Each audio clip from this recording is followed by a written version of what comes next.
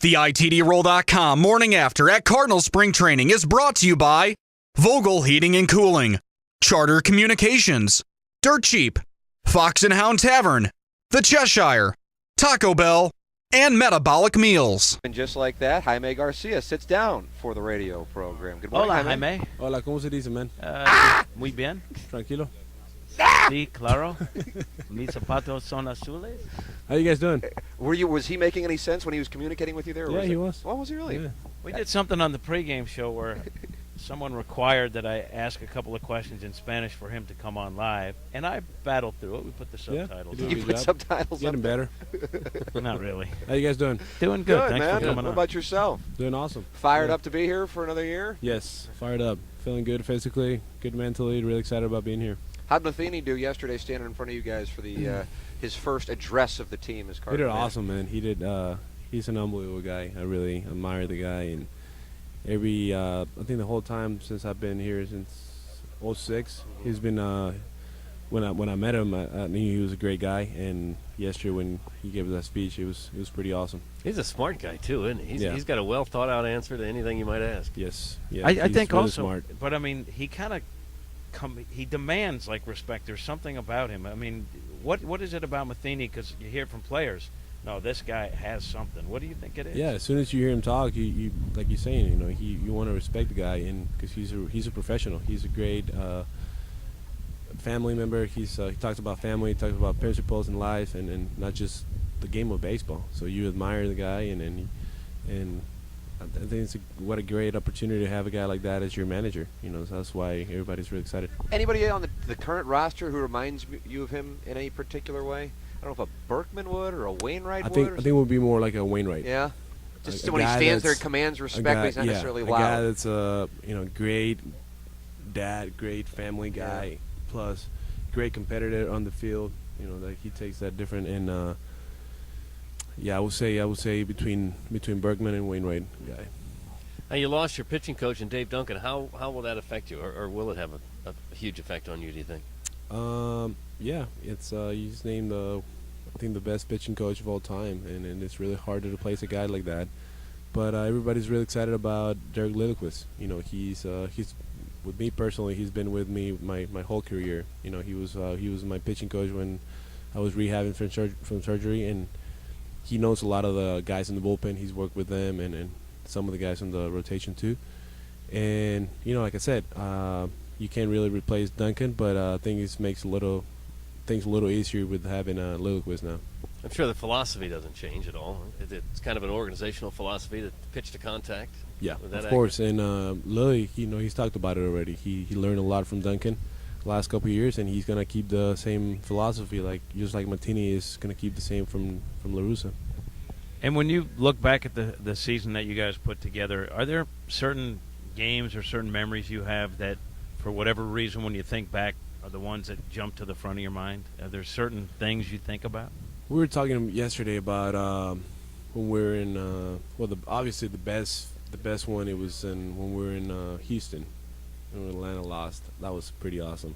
Tony La Russa And- said that was the most emotion that the team, even Yeah. more than Yeah. winning each step of the way in the postseason. Yes. That, he said, was the Yeah, biggest. we were talking about it. By far, that was the most emotional. It's funny that you say that because the Cat said that when we asked him his high point of the Cardinal run. You said that moment in Houston when the Braves lost, Mhm. and you just referenced it, Jaime.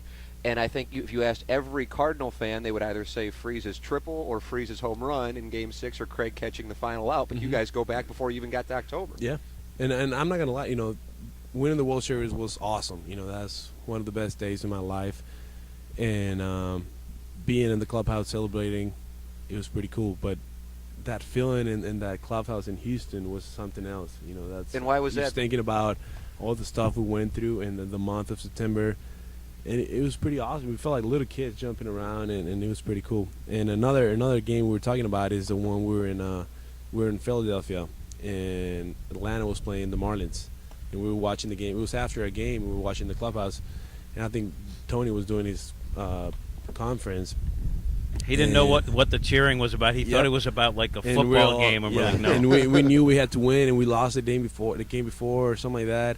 And then Atlanta was winning by 2, and then the Marlins hit a walk-off. So that games like that, Yeah. we remember and just jumping and acting like little kids out there. So that was we think about those games right there. There's so many remarkable games along that stretch. You almost forget about Carpenter beating Roy Halladay in Game 5 in Philadelphia. That was one of the best pitch games you've ever seen. Yeah, that's because I would say that with that's something that out of Chris Carpenter, I don't want to say you expect, but he's capable of doing that, and he can do that any single time.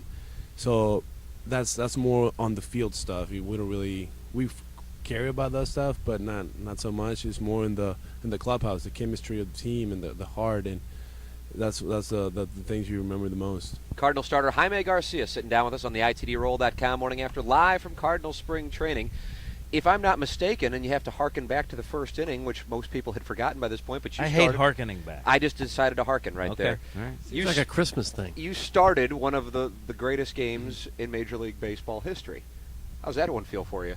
Yeah, that was well, personally that game didn't go the way I wanted it to go, but as soon as they took me out, I went and put my tennis shoes on and went back on the dugout and just cheering. And the thing I can say now that I'm really grateful and proud that I was able to be part of that game. Just watching the game and now I can say that I started the greatest game in World Series history. So just being a part of that and being in there and just makes me really, really excited and grateful. What are the emotions like when you take the mound at the start of the game and you're about to start a game that you have to win or it's over, the crowd's going nuts, being watched all over the world? You got to be terrified, or maybe not. A little bit, yeah. I'm not, going to the driving to the field. It was a little, you had the butterflies in your stomach, a little nervous. But once I was in the mound, I was fine. That's the thing that I have, and that was the toughest part because I knew we had to win that day, and I knew it was going to be in my shoulders. So when they took me out in the third, fourth inning, I felt like I let my team down. But once they take you out, you got to forget about those things and worry about winning the game. And that's why I said it wasn't very good personally, but I went out there and then just trying to cheer for my teammates. You hear the crowd a lot. Does that get the adrenaline flowing, or do you just lock in with your catcher? I do hear it, but I'm trying to just get locked in with my catcher. Trying to not to worry about any other things. The team that you guys put on the field now, at least as part of spring training, pretty good. I mean, you lose Albert, you lose Tony, obviously Dave, but to get Beltran in here, you get Wainwright back. Are you pretty confident that you guys can be what you were last year? I know it's a daunting task, but can you be close to that? Yeah. Well, you just named Albert Pujols, who's going to be a future Hall of Famer. He's the best player in baseball right now. You can't really replace a guy like that. But no, we're really excited having Bergman at first, and then Beltran, who we think is a really good hitter. But mainly is having Wainwright back. One of the best pitchers in baseball. He's feeling great right now. He's healthy and he wants to go out there and help us. So that's really exciting. And then guys like myself and then Jason Mott and then that have a little more experience and some playoff experience, I think it's going to help. It's going to be huge for us this year. So yeah, definitely, I'm really excited with we're the world champions until now, and then we're expecting ourselves to go back there this year. Were you surprised that Albert left, that it came down to that? Talking to him during the season, I'm sure you did. You guys, did you get the sense that he really wanted to stay, or that he was open to going somewhere else? No, he loved it in St. Louis. He wanted to stay, but it's a business. You gotta do what's best for your family and yourself. And he decided to go there, so that's like I said, it's all business. But he definitely loved it in St. Louis. Have you talked to him since he left? I have not talked to him. I've heard he's doing really good. Yeah. You don't think you'll keep in close contact with Hopefully, him? I hope that he's. I hope that I can stay in touch with him. He's an awesome guy. He's gonna be he's gonna come down to be one of the greatest players of all time. So hopefully I can stay in touch with him.